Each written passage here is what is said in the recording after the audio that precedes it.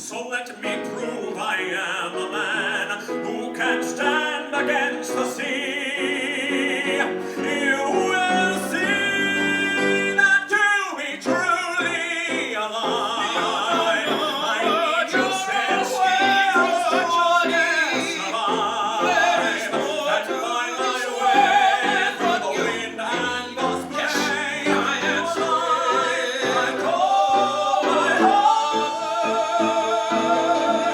Amazing Grace will bow on Broadway at the Nederlander Theatre this summer. We're here today at 54 Below to hear the sweet sound of Josh Young and the cast and to find out all about this new musical. Audiences obviously all know the song Amazing Grace, but they won't know about the man behind the song who had this incredible swashbuckling sort of life, didn't he? Yes, he had a fascinating life. I always say it's stranger than fiction because I read the script for the first time and I was like, this can't all possibly be true, and the parts that you think aren't true really are. John Newton was a pretty horrible guy. He was a slave. He was one of the main slave ship captains in England. And through a series of divine interventions, he realizes the folly of his ways, and he ends up having a great epiphany at sea where his ship almost wrecks and he almost dies, and he realizes that he wants to be a vessel for change in the world. It's set in 18th century England and Africa and the Caribbean. Wow, it's a geographically broad-reaching show. I hadn't really realized that before. It really goes across the gamut of different lives, and to see these lives butting up against each other, challenging one another, it's just fascinating.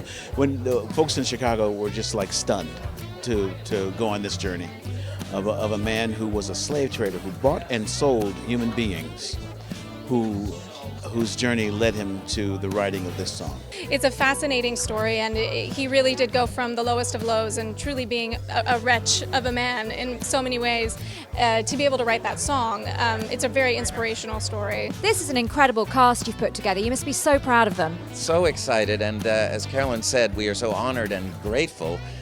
The miracle that on 6 weeks' notice we've gotten 100% of our cast from the Chicago production to join us again and bringing the show to New York. Audiences were incredibly moved by the show when they saw it out of town, weren't they? I think it's really a cool thing that the audience gets to see John Newton reflecting upon the story that he just told and coming up with one of the most popular songs ever written and most beloved songs, and I think that's really touching for an audience. I was in The Lion King years ago, and I've not been in a show since where the audience was on their feet applauding and yelling before the final cut-up and the final number of the show.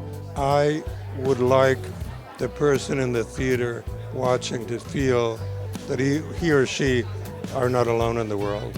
And I feel that there are healing powers in the story.